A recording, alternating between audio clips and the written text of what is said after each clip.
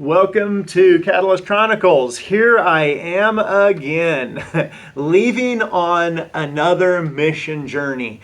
But boy, this time is so different.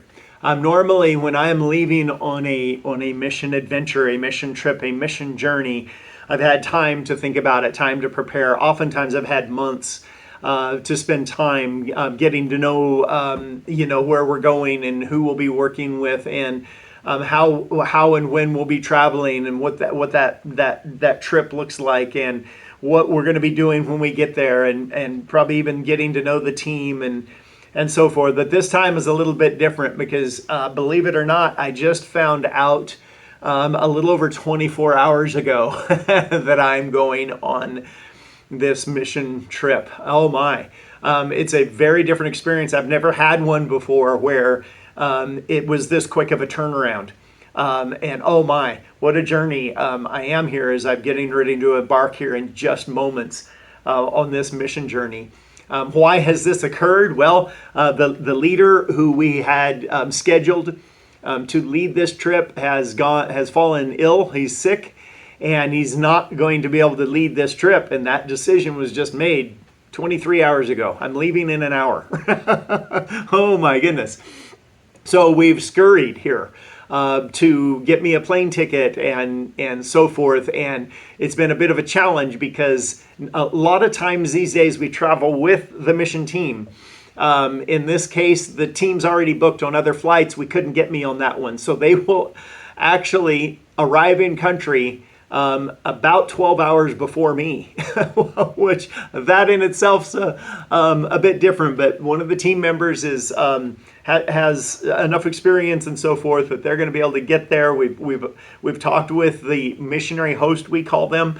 It's the person in country. It can be in this case, he's a local pastor. Sometimes it's a missionary, but this gentleman is a local pastor. And by the way, I'm going to be going to the Dominican Republic, which I've never been to. I've been in other countries around it. I've been in the Caribbean, in other countries, but I've never been to the Dominican Republic. So not only did I just find out 23 hours ago that I'll be going, I'm also going to a new country. I do have one small advantage in that I did get to meet the team, in that they're only an hour or so from where I live. And so therefore I participated in some of their training. So consequently, I've met all of them, but of course I wasn't doing that with the thought that I would be leading them. So I didn't lean into that, like I would have if I was going to be the leader. So it's good that I've met them and they've met me, so they know who's coming to them. So they will arrive in country. Our host will meet them and get them settled into a hotel and so forth.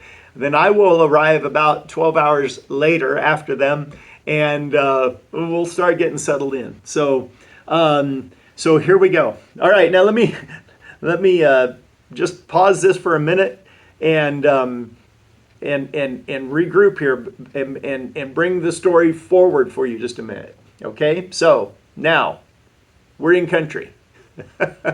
As I film this, that's the secret that I didn't tell you when I started. We're actually already in country, and I decided I had to shoot this experience because this has been amazing. Landing here in the Dominican Republic, having never been to the DR. Now, I've been in lots of Latin American countries, so there are some commonalities among them, so that helps. They speak Spanish, so again, helpful, right? Not that I don't know much Spanish, but I'm used to navigating in these cultures. So I'm now in country. I'm with my team, and I'm now only about 36 hours removed from the moment that I found out I'd be leading this team. So I'm very proud of the team. They landed here in country expecting to have a leader with them, but the host has been great. By the way, I told you I've never been to DR. I've also never consequently worked with this particular host. So there's a number of new steps here. We've worked with him before, but I haven't. I say we because our ministry's had teams here. Others have worked with him. So he has some sense of what the team will be like and so forth, having worked with us before. So here we are. we're in country. I've now met the host. We've kind of laid some groundwork. I've got a sense and an idea of what the schedule is going to look like for the next week, and we're gonna get things going. I've met with the team. I've brought them up to speed as far as what does this mean? How does this change things now that I'm here as their leader rather than the other gentleman? And we've kind of gotten up to speed, and they already kind of know our housing situation. It's basically a kind of a hotel. There are other guests around, but it's really kind of cool. This happens a lot in these kind of Latin and cultural kind of settings, and so forth. It's just a very quaint hotel. I wish you could see it, but it's just kind of a cool place. Trees and I mean, just very tropical, right? I'm trying to describe this here.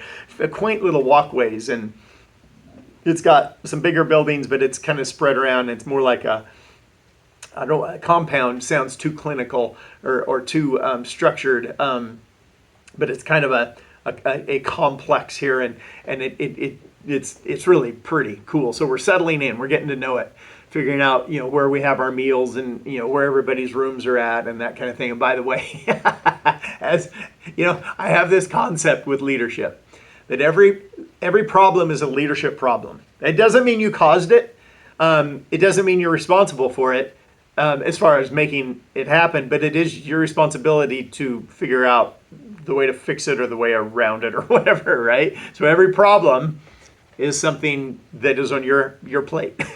So one of the things I discovered is when they put my team in rooms last night before I arrived, they put too many people in some rooms, so some people didn't even really have beds last night. So I did arrive to some team members that hadn't had much of a night's sleep and who were a bit disgruntled. So the first thing we did is endeavored to sort that out, because on these mission trips, the creature comforts are important. We're typically not in incredibly luxurious kind of settings. I mean, there's been a time or two we've ended up in some pretty nice places, but usually they're very mediocre kind of accommodations. But you need to make sure people are getting food, getting water, getting sleep, or you're gonna have a rough week.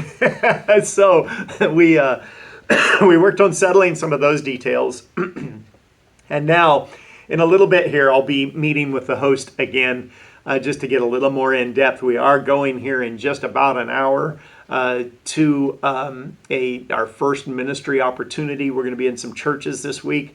We're also going to be doing just some helpful things. They've got some orphanages here. We'll be spending some time loving on the kids, but also helping out. Don't know exactly what that all looks like quite yet, but it looks like we'll be likely be doing, from what I'm hearing, some painting and just some real basic things like that will be a real blessing. And in the midst of that, getting to meet local people. So this first outing, it sounds like, is a bit more ministry focused. We will have the opportunity to share God's word with some people and to just encourage them, pray with them, love on them. So I'll find out. It's so different, having not been preparing for weeks and months, but here we are. And I'm excited to venture into this. So listen, I wanted to give you a glimpse into this because it's been so unique to me to do something so last minute. And it's fascinating because it was really quite difficult for me. I suppose I'd have to say emotionally, because it really wasn't difficult, to have such a short time to prepare. I mean, I'm used to packing, and I have a list that helps me to pack so that I'm not as likely to forget key things and so forth. And I have that list developed. Even, I don't know, I don't do a lot of this kind of thing. Some of you probably do a lot, and others are going to think I'm crazy, but I have one that's more specific to like a tropical kind of climate. I have one that's more specific, say, to China or Vietnam, because there's unique things in each of those. Or if I'm going to Europe, it looks a little different. And so I have lists I can follow. It wasn't that hard, to to get things together and get myself going. But the emotional shift, I was not expecting to lead this, and I had other things on my plate and was expecting to be doing other things over the next week or so. And yet here I am. So I'm still a bit in that process of shifting. And I actually contacted a couple of our board members who are also very dear friends of mine and said, guys, and of course my wife, was in on this too. I just said, man, just pray for me, because that's all I can ask you to do is just pray for me, because I'm just having a bit of a time of shifting here to this. It's not like, unfamiliar territory. I've led many, many of these teams. I've been in these kinds of countries, and so it's going to be okay. But man, I'm just having a bit of a hard time shifting. So it's great to have those wonderful friends and co-leaders, be able to help me. And my wife, of course, is always incredibly supportive and helpful, because she gets it as well. She's done a lot of this herself. So I just had to share this with you because it's been an amazing shift and transformation. And, I'm thinking that this is going to apply in my life in a lot of ways, probably as I get down the road further, past this experience. I suspect that I'll be able to look at it and go, wow, that was a dramatic and quick shift. How did I experience that and touch it and taste it?